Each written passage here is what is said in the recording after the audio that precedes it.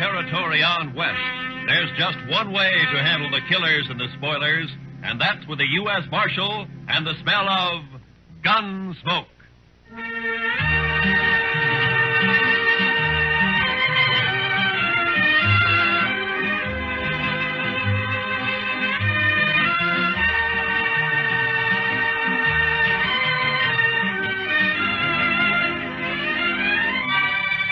Gunsmoke, starring William Conrad.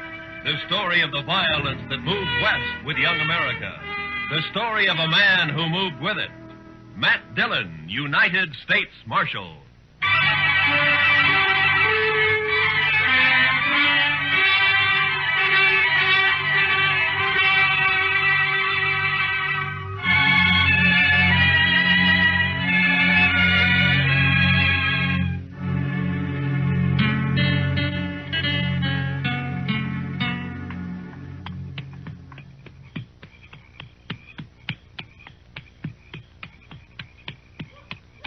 Oh, boy.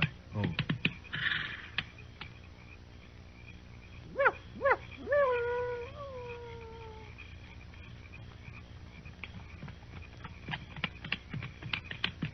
Wild Hog? Wild Hog, that's you? Wild Hog, you there? Who are you? Put that spear down. Listen, Wild Hog and me are friends, big friends. You'll make much noise. You're Cheyenne, ain't you? You must be with Wild Hog.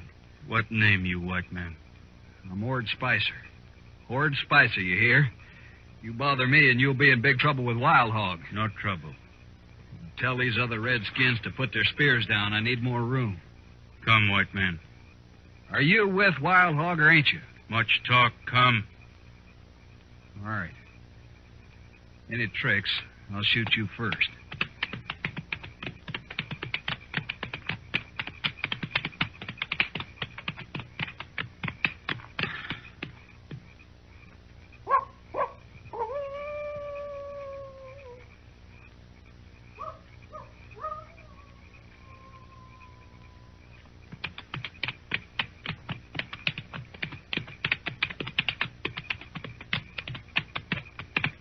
No one around here. Where is he? Horse here, you walk. Blasted, why can't he ride out like anybody else? I want to be in Dodge tonight. Come.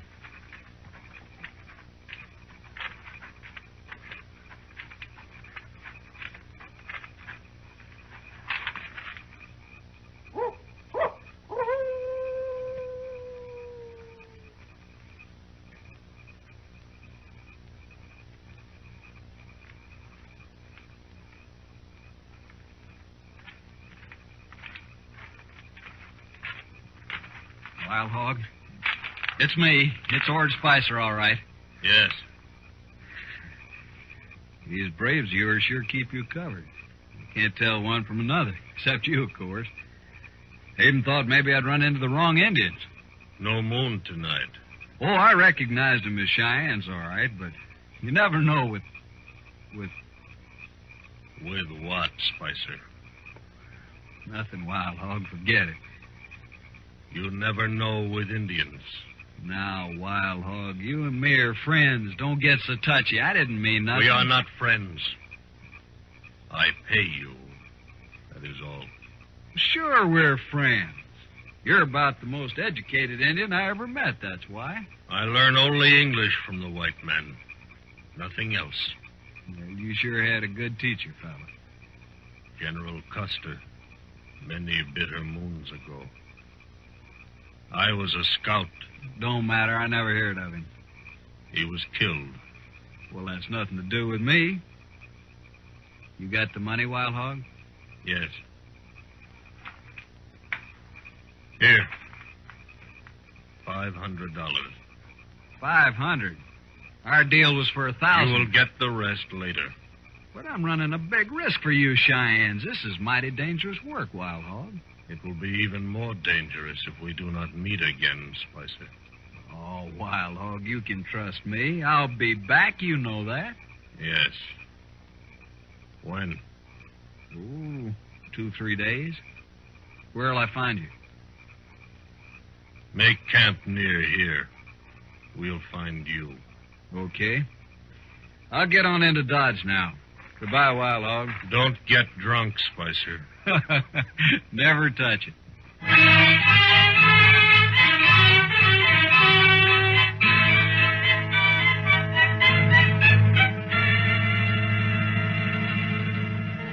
Hey, bartender, set out another bottle of whiskey for me and my friend. What'd you say you're called, stranger? Ord Spicer, friend. Mm-hmm. Here, let me fill your glass. Some town you got here, Dodge. You're sure easy with your money, Spicer. Nothing's too good for my friend. Say, what name you go by anyway? You got a lot of money, Spicer. Sure, I got money. I'll have more soon. You must have hit it rich, huh? Sure, I hit it rich. Easy money, friend. Easy money. How'd you do it, Spicer, anyway? Friend, I live like a gambler. My life's chicken one day and feathers the next. Right now, it's all chicken. Yeah, but how'd you do it? You made out real good, Spicer. Brains and guts, friend. Brains and guts. That's all it takes. I know, but how? You don't get money like that robbing old Indians. What's that? Huh? What'd you say about Indians? Oh, it's just a way of saying it back home. Don't get on the prod about it. Maybe you talk too much. Maybe you ask too many questions. Hey, what's the matter with you anyway? Maybe you know too much. Look, Spicer, you're hiding something. Don't trouble yourself. I ain't interested in you or your money or your liquor. I don't like that. You don't have to. You bet I don't. Keep your eyes right on mine, Spicer. I want to watch you die.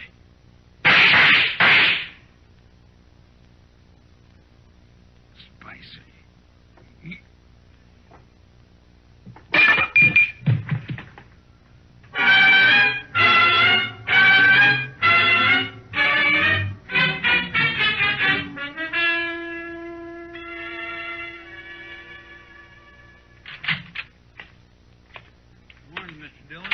How's our prisoner, Chester? I got two, Mr. Dillon.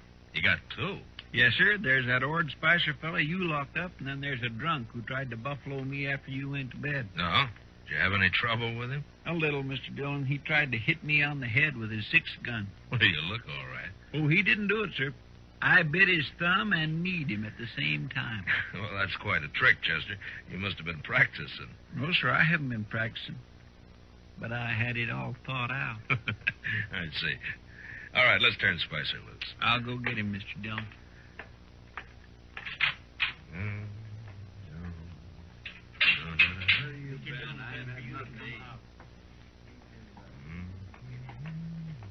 About time. Where's my gun, Marshal? There it is, Spicer. And, don't use it around here anymore. You can't bother a man for self-defense.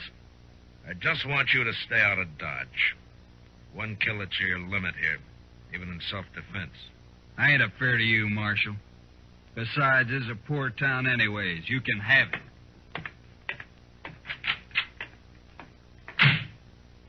My, that man would kick a hog barefooted. He sure would, Chester. There's something real bad about him. Yeah, I don't know what it is, Chester, and I hope I don't have to find out. Well, you'll go away. Fellas like that got to keep moving. Seems like nobody wants him. Now, don't feel sorry for him, Chester. He got that way all by himself. Yes, sir. I mean, no, sir.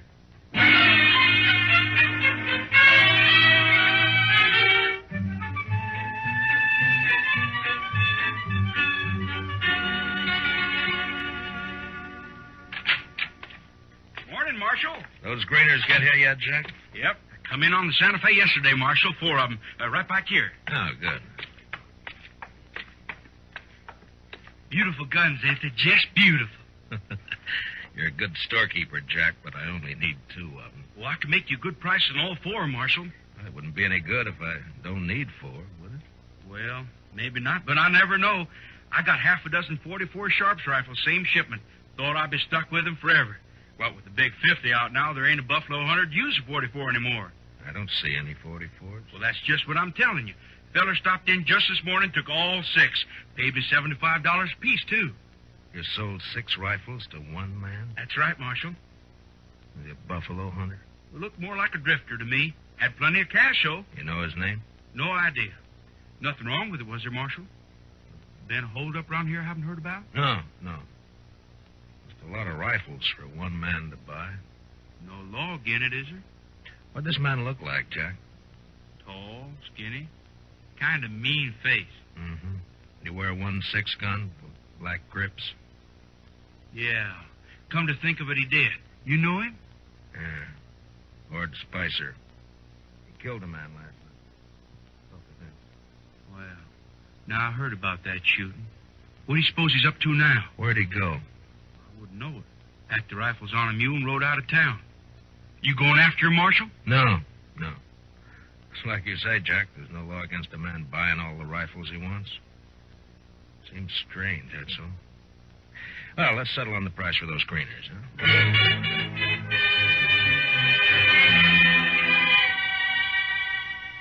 Next day, Chester and I took the new greeners and rode out for prairie chicken. We had a sackful within an hour, and we headed back to town, arguing on the way as to whether we'd bake the birds whole or just cut the breasts off and broil them. We still hadn't settled the matter when we reached Dodge, and we never did. The stage from Hayes City had arrived half hour before, bringing with it the bodies of 2 men found alongside the road. They were just laying there, Marshal, about 5 miles back. Both shot dead, but I thought I'd better bring them in anyway. Did you recognize them, Pete? No, Marshal, I didn't. The doc says they're a couple of riders from the T-Bar outfit. Yeah. He got them up in his office now. You bring in their horses? No sign of a horse, but there was an awful lot of tracks around. All right. I'll go see if Doc's found anything. Hang around, Pete, will you? I may want some more information from you. Okay if I do my waiting at the Alfraganza, Marshal? Yeah, sure. I'll put our horses up, Mr. Dillon. Yours, Chester. I may want mine. Yes, sir.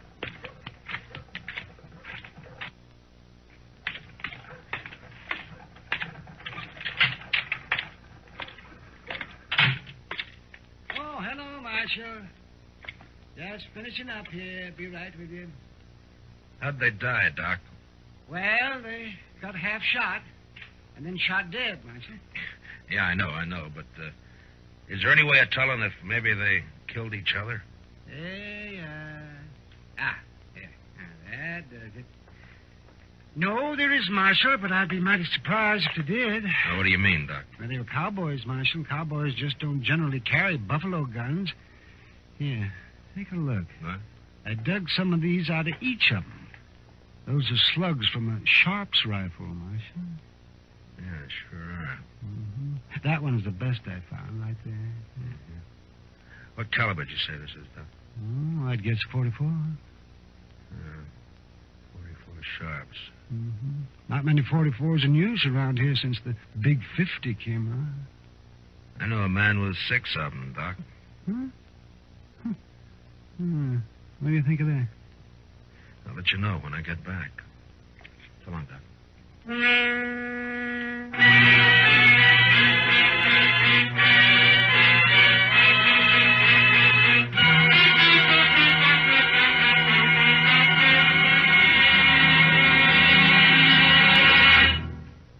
We will return for the second act of Gunsmoke in just a moment. But first, behind the famous creaking door to Inner Sanctum tomorrow evening, there lies one of the most hair-raising tales to date.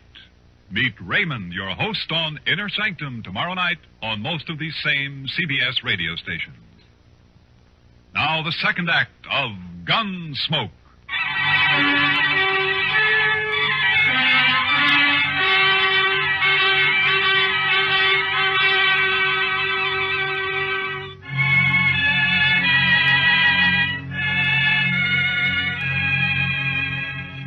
The stage driver rode with me back to where he'd found the bodies, and from there I rode on alone.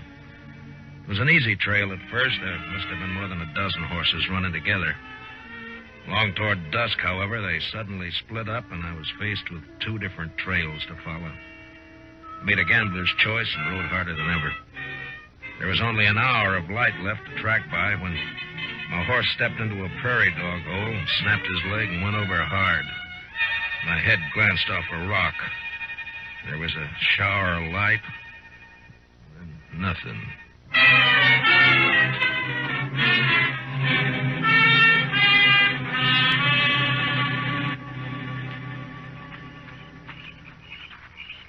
That's him, all right. That's Dillon. He's the marshal at Dodge I told you about. I think he is not dead. Stop. Put away your gun. But you can't let him live. He'd kill us, all right. I'm going to kill him anyway. You die for it if you do. Okay. You're the boss. But you'll wish I'd shot him. No. He's coming to now. We take care of him our own way. White Cloud, pick up his guns. Yeah, he isn't hurt. Just knocked out, that's all. Indians. Cheyennes. I'm no Indian, Marshal. Spicer. Yeah. Sure. No tricks now, Marshal. These redskins will shoot you to pieces. Yeah. Are those new Sharps 44s you bought them, huh, Spicer? It's no business of yours, Marshal. Not now.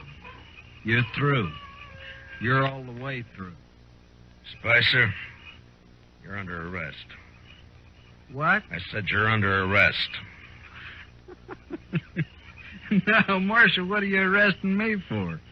Not that it matters much. For selling guns to Indians and on suspicion of murder. All right, so I'm under arrest, but, Marshal, I want to ask you something. Yeah.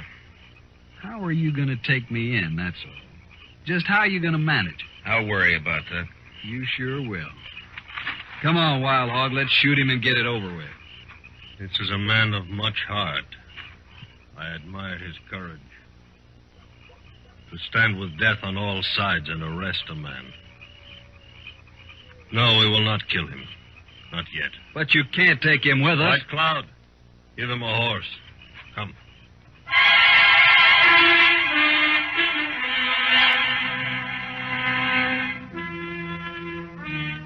They gave me a horse, all right, with the T-Bar brand on it.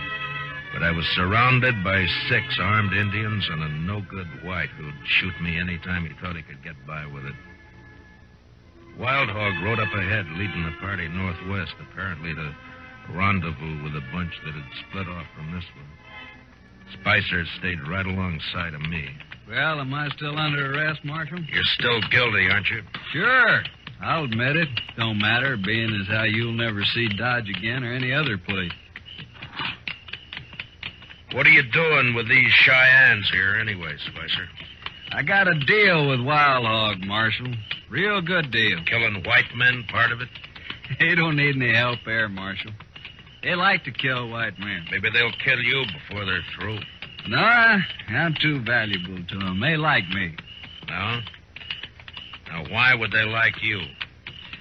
Well, they didn't at first, but I talked them into it. Talked Wild Hog into it. He's a smart fella, that Indian. Saw right away what I could do for him. Like buying those rifles. What else did you do for him? Well, I stopped those 2 riders with the horses. Told them I was sick. Got them off guard. Those Cheyennes were on before they could move. It was real easy. You're kind of like a Judas sheep in a slaughter pen, huh? Yeah, that's it, Marshal. Pays better, though. I got $500 coming soon as we find a ranch or 2 to raid. I see. Pretty good deal, huh? You know, I think a lot more of these Indians than I do of you, Spicer. I don't like that, Marshal. At least they got an argument on their side. But you're just a renegade white. I'll kill you for that, Marshal. Now, shut up. All right, you've asked for it. Shoot me and Wild Hog will split you wide open, Spicer. Besides, he spotted the rest of his party up there. Huh? Oh, yeah. All right for now, Marshal. But I'll see you dead. I promise I'll see you dead. I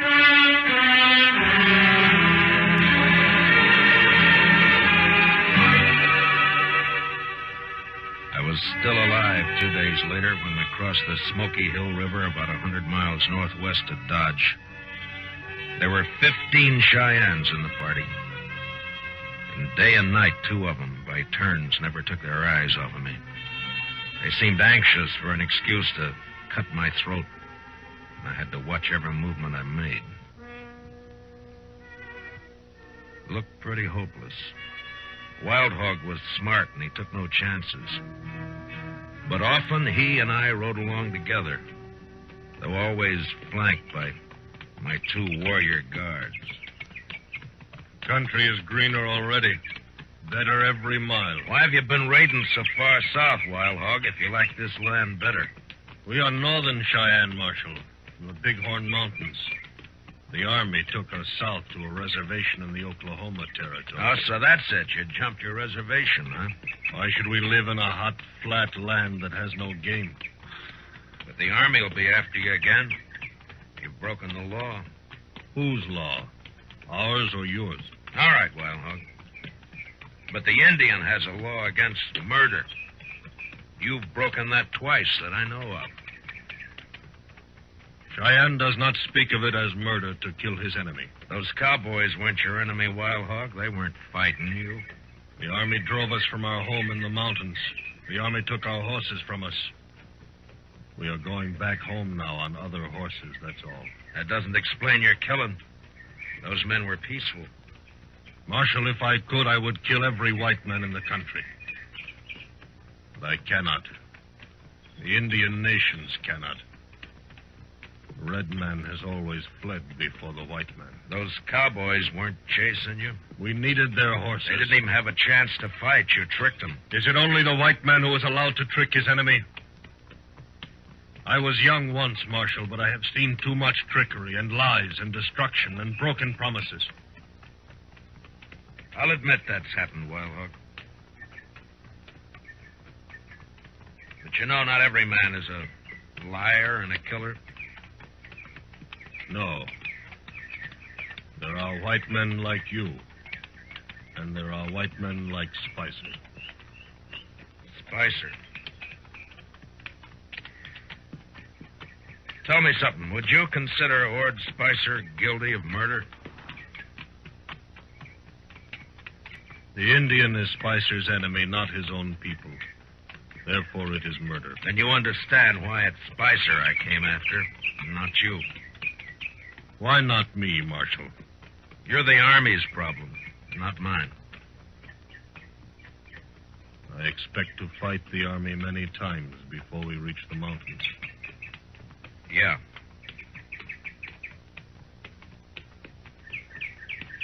What are your plans for me, Wild Hog?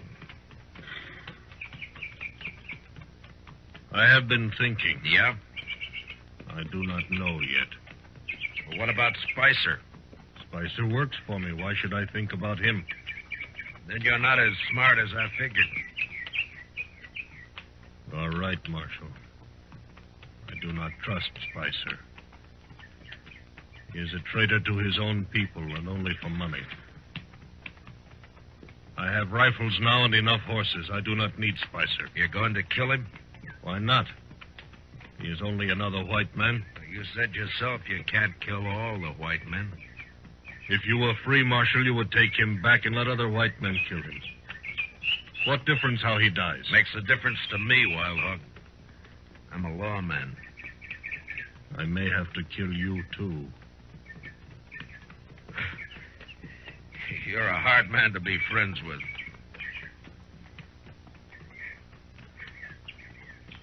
I will explain to you, Marshal. It matters little about any Indian. Few more winters and not many of my people will be alive. I do not complain of our fate. Tribe follows tribe, nation follows nation. It is the law of nature. A white man's turn to be defeated and to disappear will come. It is just a matter of time. So we may be brothers after all, Marshal. I'm not sure I believe all of that, Wild Hog. Of course not.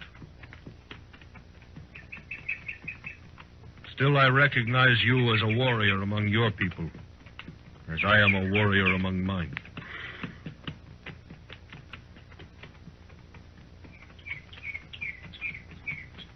Too bad we're not on the same side. As long as we are brave and willing to die, does not matter. I ride ahead now. You stay with the others.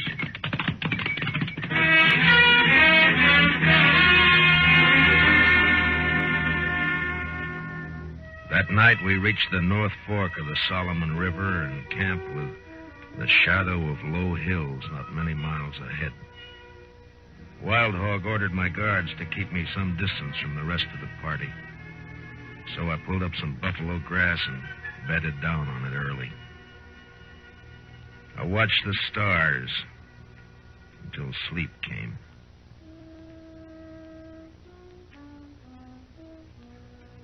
Next thing I heard was the sound of horses fading off in the distance. The two braves guarding me had disappeared, so I got up and walked carefully back to where the Cheyennes were camped. There, a couple of horses stood tied to a bush, but they were alone. The Indians had left. I stopped for a moment to listen. And then, suddenly, I saw the figure of a man lying in the moonlight about 20 feet off.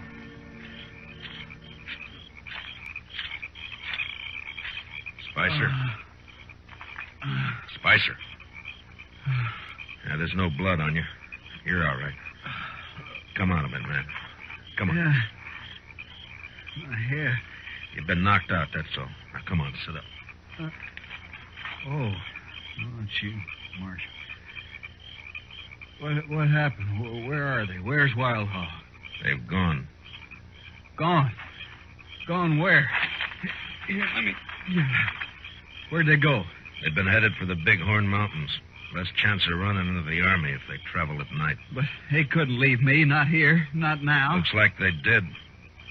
Some brave clubbed you and they rode off, that's all. But I gotta go with them. You're still groggy, Spicer. And you're still under arrest. Remember? You can't take me in, Marshal. Wild Hog will be back. He won't let you. Why do you think he left you here, Spicer? We're friends. Big friends, me and Wild Hog. You got no friends. You don't belong in anybody's camp. And I'm taking you back to Dodge anyway. That murdering Redskin. He's a better man than you, Spicer. He's brave and he's willing to die. Now, come on, we got a long ride back.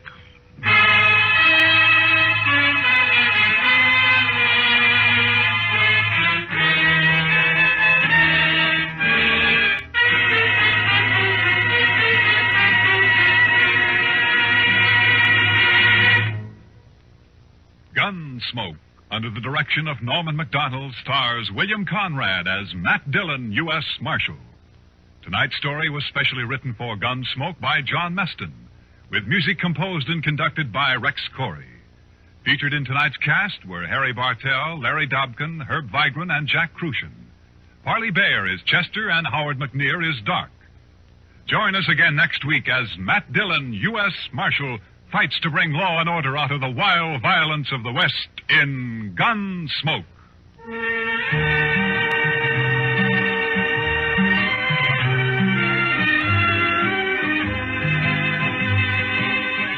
Remember, every Saturday night on CBS Radio, Tarzan brings you startling new adventures. Listen for Gold of the Sudan later this evening. Clancy Cassell speaking. And remember, Robert Q's Waxworks brings you the top records and recording artists on the CBS Radio Network.